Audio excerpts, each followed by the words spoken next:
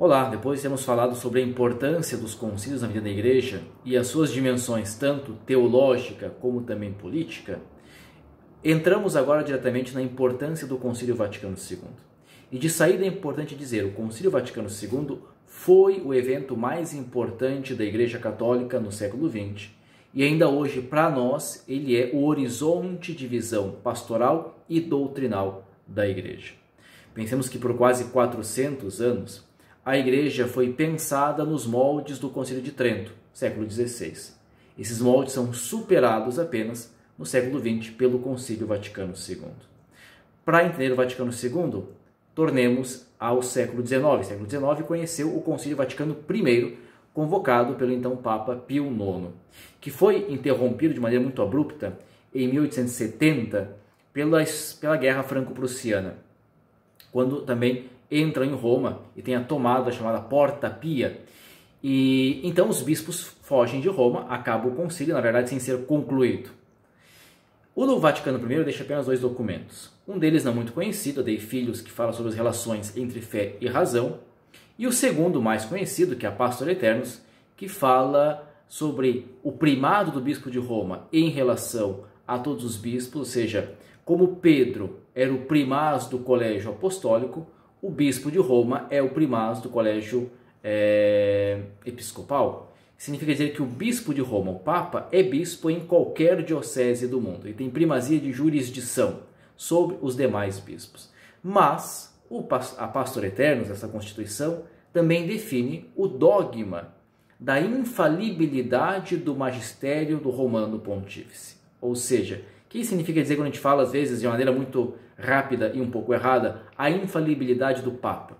Não, é a infalibilidade do magistério, do ensinamento do Papa como doutor de todos os cristãos. Ou seja, o bispo de Roma, por ser o sucessor de Pedro, quando fala para toda a Igreja, expressando a fé da Igreja, do alto da sua autoridade, ou seja, ex cátedra, como diz o dogma, ele não erra. Trocando por miúdos, o bispo de Roma, quando define uma verdade de fé, um dogma, ele define infalivelmente. Isso aconteceu apenas 2 vezes na história da Igreja. Em 1854, com o dogma da Imaculada Conceição, e em 1950, com o dogma da Assunção de Maria. Só que a definição do dogma da infalibilidade do magistério do Papa gerou na teologia uma ideia que se tornou comum também no século XX, a ideia de que havia acabado a época dos concílios. Não seriam mais necessários concílios. Por quê? Porque agora o Papa pode definir as coisas por si mesmo, sem precisar reunir os bispos do mundo inteiro. E aí então, essa era uma ideia muito comum na teologia do século XX, da primeira metade do século XX, a ideia de que o Papa poderia resolver sem a necessidade de chamar os bispos. É um grande espanto quando em 58 morre o Papa Pio XII, depois de 19 anos praticamente como Papa, e elege então o cardeal de Veneza, já idoso, o cardeal Roncalli tinha 77 anos, e ele, eleito em 58, no início de 59, em 25 de janeiro de 59, ele então anuncia um tríplice evento, podemos dizer assim. Primeiro, um sínodo para Roma, que foi absolutamente irrelevante. Segundo, uma reforma para o Código Canônico. Lembremos que o Código Canônico havia sido formulado em 1917.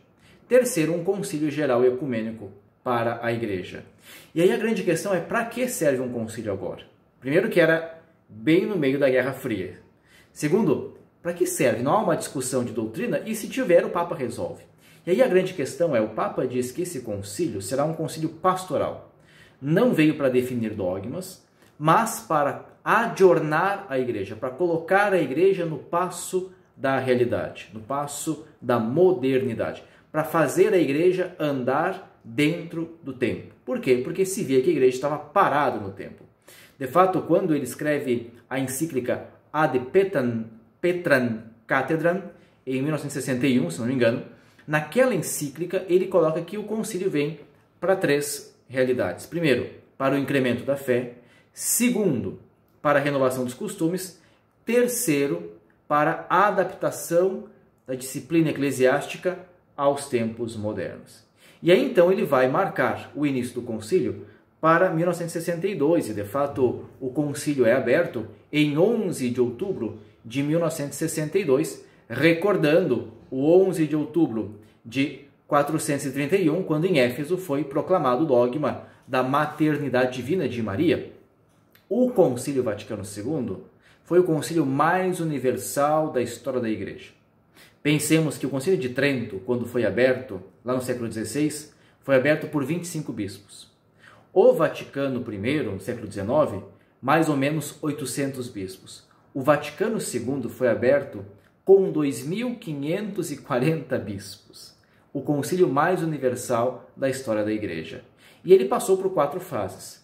Primeiro, a fase chamada antepreparatória, ou seja, o Papa fez uma consulta no mundo católico, consultando os bispos, a Cúria Romana, as congregações religiosas e as universidades católicas sobre quais seriam os temas a serem tratados no concílio.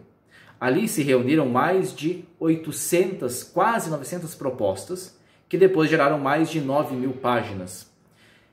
Aí passa uma segunda etapa, chamada etapa preparatória, quando o Papa organiza comissões para discutir essas propostas. Dessa segunda etapa participam quase 900 pessoas, que, divididas em 11 comissões e 2 secretariados, um para os meios de comunicação social e um para a unidade dos cristãos, vão discutir os assuntos e organizar esquemas para que os bispos pudessem discutir posteriormente. Dessa segunda etapa, dessa etapa preparatória das comissões, nascerão 70 esquemas em mais de 116 textos que os bispos têm que ler e discutir. E aí, então, quando o concílio é aberto, em 11 de outubro de 62, se começam a discutir esses textos. O Papa, João XXIII, propõe que a primeira discussão seja o documento sobre a liturgia, porque, na verdade, era a temática mais madura na época, ou seja, se existia alguma coisa que deveria ser reformada, era a liturgia. E aí, então, nós temos a discussão sobre o documento feito para a liturgia, uma discussão que não é acirrada, muito tranquila, e o documento praticamente vai ser aprovado, apesar de ser aprovado na segunda sessão do concílio somente em 63. Só que, quando se traz o documento sobre a revelação, de fontibus revelationis, ali começa o concílio de fato a explodir na discussão. Que significa dizer que os bispos começam a dizer, não, esse esquema aqui não serve mais. Ele não gera nenhum tipo de diálogo com os irmãos separados na reforma. E nós precisamos e queremos estabelecer diálogo. E aí, então, a partir deste segundo documento, da segunda discussão do concílio, praticamente todos os esquemas precedentes, eles vão ir sendo abandonados, os esquemas preparados pela Cúria Romana, e os bispos começam, a partir de teólogos seus, a trazerem novos esquemas, que então serão discutidos na aula conciliar pelos bispos e irão dar vida e forma aos documentos que nós temos hoje. O Concílio Vaticano II nos deixou 16 documentos. Nós temos 4 grandes constituições, que são fundamentais para entendermos a visão da Igreja hoje. Primeiro, a Dei Verbum, sobre a revelação, uma constituição dogmática, e a Constituição Dogmática Lumen Gentium, sobre a Igreja.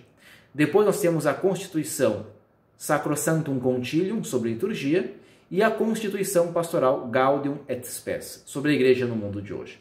Depois nós temos 9 decretos e ainda 3 declarações. Esses documentos todos, repito, formam a base da visão da Igreja hoje. O modo como a Igreja entende o mundo hoje.